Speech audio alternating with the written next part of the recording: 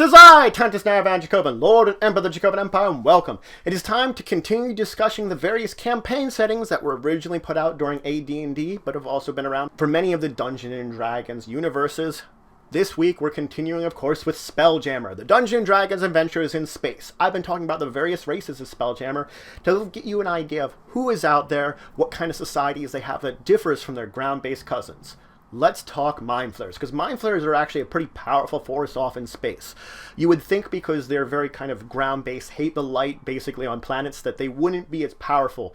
But they've done things like create the nautiloid ships, which have ways of preventing a lot of light coming in, which has helped increase their spread throughout the system, that they don't have to fear the light basically when they're going out there. Also, with the help of the Arcane, they've developed the Series Helm, which allows them to use their inborn psionic powers in order to power their ships. So effectively, they've come up with a helm with the help of the Arcane that uses their abilities to their maximum potential, allowing them even more to spread, and which has caused this resurgence of them out into space where they're able to make all these colonies and spread their ships. Now, the thing is, you find a lot more neutral or chaotic Mind Flayers. Mind Flayers are not as unified. You really aren't probably going to find a lawful good one, but you're going to find ones that are more based upon a lot of the other alignments. It's going to be each to their own. So a lot of times you might find a Mind Flayer that'll work around with people and might meet non-sentient brains just to keep things, you know, on a good terms with their sentient neighbors. Of course, you could find rarely enclaves of Mind Flayers in human settlements, especially larger ones. When you do, there's usually some kind of brain train there, and usually then the enclaves are more to the edges or like just outside the cities, sort of a little ways away from them, so that they can still remain slightly separate. Now, they, of course, look at their land-based cousins, and you most see them as sort of part of the family, but also kind of look at them as sort of backwater. And Mind Flayers have got to this point in time where they can basically trade with everyone, even the Nyogi. They've managed to spread this, and they formally loose this kind of trading empire between all of them. That's this loose connection between all the Mind Flayers in space that keeps them generally organized, because they've moved from this kind of eat and devour / dominate kind of mentality of the ground base to sort of more of a trade and devour instead. So they're big on still eating the brains, but now they're all about the trade rather than mind slaving people. Now, of course, they still use slaves, but since they sort of are more reasonable and sort of stay to the outsides a little bit, they're looked at a lot differently than the Nyogi. The Nyogi are disliked for their slavery. The Mind Flayers are usually vaguely accepted. This is also a reason that most Mind Flayer colonies are actually far away from other races, because they have slaves and it helps them keep them. They like to use old asteroids and such to make their bases. Even like abandoned dwarf citadels make fine places to make a Mind Flayer base. The other reason is they have the elder brain, the effective like center of intelligence of a large group of Mind Flayers, but also kind of where their young gestate in. You know, they gestate in the same pool as this gigantic sort of super brain that consists of all the brains of dead Mind Flayers. Yeah, Mind Flayers are interesting that way. But there's also been later developments, new ones actually. The Arcane have once again helped out the Mind Flayers, and they developed pool helms, effectively special helms which elder brains themselves can be piloting. Now, granted, there hasn't been any ships that really have used it to the maximum potential, but people think that this might be a chance at larger Mind Flayer ships to come about because of the pool helm, that we might find ones much bigger than the nautiloid ships, which tend to be their mainstay of ships, other than possibly some human ships that they might get too. Either way, they'd be adapted for getting rid of most of the light. Now, the thing is, Mind Flayers also have this relationship with the Arcane. It turns out that they're the main way that the Arcane can trade with the Nyogi, because the Arcane are traders themselves, so they have this sort of deal that Mind Flayer can act as sort of this middle ground. And again, the Mind Flayers and Nyogi sort of get along very well, because they both have similar abilities and similar concepts of dominating others. It's just the Mind Flayers are more subtle about it nowadays with the entire state of things. We also see that now there have begun to be more arcane spellcasting and divine spellcasting Mind Flayers being born. There really weren't a lot of them at all, and now there are still not very many, but more are seemingly popping up within their population, allowing for other types of helms to be employed. So should a series helm not be useful, they might have a normal, minor, or major helm in there that a spellcaster of some type that's also a Mind Flayer might be able to use, and it also enters this sort of new power level for a lot of their ships. Now let's move on from Mind Flayers and talk about Centaurs. Centaurs in space. Centaurs are a very minor race in space because they themselves don't really build ships or come up as a group. They end up being adventurers and heading out into space. This isn't to say that they might not sort of evolve to that point. The Dracons, the sort of dragon-based centaur-like creatures, they themselves look to centaurs and other sort of the four-legged humanoids as kind of tin almost, and they see them that they could sort of unite them all into things. They kind of look at like how humans normally look at elves, the way that they're in with nature. That's how the Dracons look at centaurs, that they're sort of the nature-based cousins, and they want to start building ships that are ships built for their races. They're trying to evolve the groups into that point in time, and of course centaurs are a great connection because they have a lot of wood in their forest and easily supply it. So they're trying to cement this connection between them that perhaps in the future centaurs could become more of important races in space. Let's move on to undead in space, because this is a very big one to talk about. We want to talk about all the different undead. Undead are great in space. They don't need to breathe usually. They don't usually need to eat. So they don't really need air. They don't really need food. They have a huge advantage over things, and there's plenty of them in space for various different reasons. You'll often see them being used on certain ships as just general crew.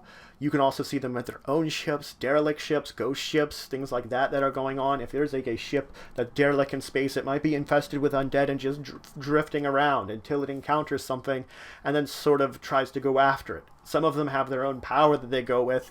There are in fact some ships that have combined basically the wreck of a ship, the hull of it, with the bones of some kind of gargantuan space-bearing creature, and they've brought that to life, effectively making a living starship, using like animated bones of some dead creature combined with the wreck of a ship. It's kind of freaky, but they've done it before.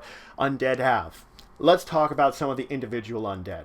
Now, skeletons are probably the more basic one that you're going to use for many of the crews. They are kind of mindless. They know some single orders. The thing is, they're not great at it. They are not as efficient as people, but they will do the job done. They'll do the job of humans, and they don't need any of the same supplies.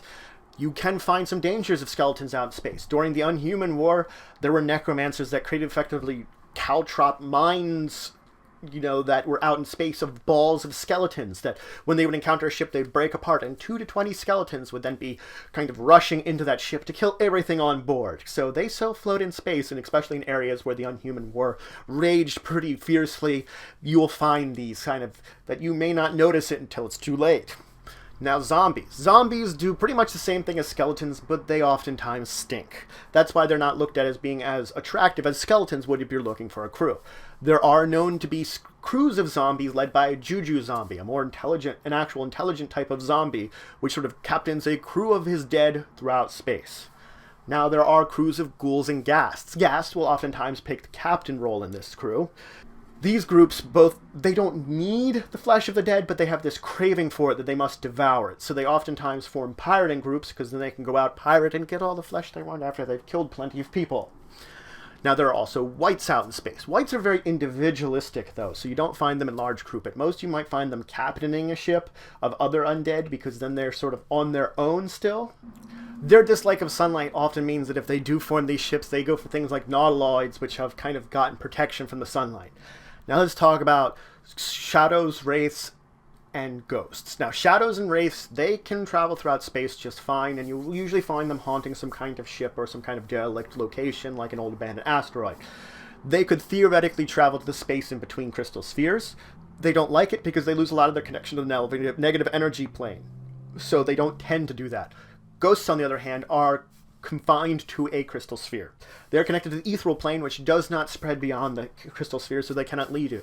Ghosts act much the same way, that they haunt usually certain locations. Sometimes any of these will drift through space, and when they encounter a ship, will basically go off and try to make it into a derelict too.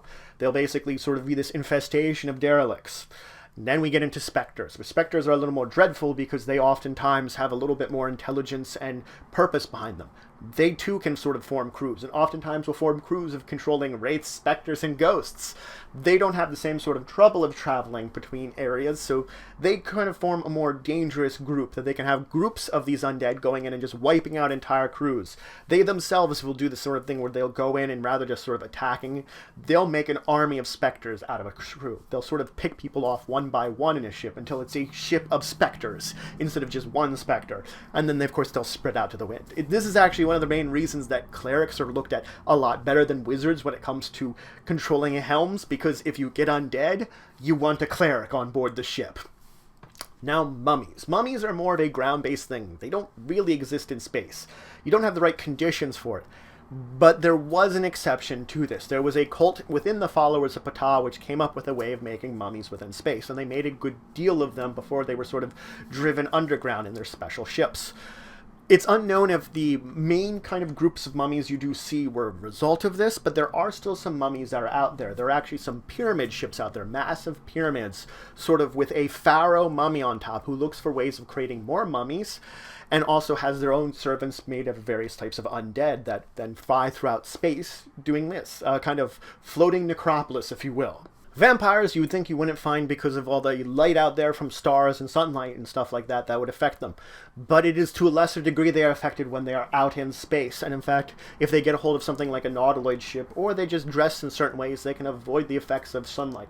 Shade does them wonders there. So you will find vampires oftentimes doing things like captaining ships too, which they can have mixtures. They might have undead, they might not have undead, but you will see that they can oftentimes trade with mind flayers because they trade in sort of the living beings department, and mind flayers don't turn into vampires on any kind of normal circumstance, so the vampires can make deals with them just fine, and yes, they're susceptible to their energy drain, but, you know, they really can get along that, you know, mind flayers get the brain, vampire gets the blood. Now, you will also find liches and other greater undead in space. Liches themselves, if they learn that there is stuff beyond the stars, can cobble together some kind of lesser helm and create some kind of vessel to fly off into space, and they often will try to, which takes eons to go anywhere, but they have the time to do it as they're effectively immortal undead, that they continue their studies on these ships. If they should find a minor or major helm ever and encounter a ship and maybe go after it, they will quickly take control of that because their magical powers lets them use these helms quite efficiently. So you will find liches that have taken over ships and instilled their undead crews on them, and then go off and maraud on other ships in order to claim more magical knowledge and items in order to expand their sort of magical basis of power. They covet the magic. So that's it for today. I went over 2 other races, Mind Flayers and Centaurs, and went over a group of creatures, Undead. There's still a bunch of creatures and races to talk about in space that are important for me to discuss with you, to go over all the information so that you know what's out there, and some of you might still be able to play. We'll talk about those next time. So if you have questions, comments, anything you want to say, anything you think I left out, please leave in the comments below. Please like, share, and subscribe to the channel, The Empire, the work I do. If you want to show some extra support, you can always check out my Patreon, link in the description below. But regardless, until the next time, I bid you farewell.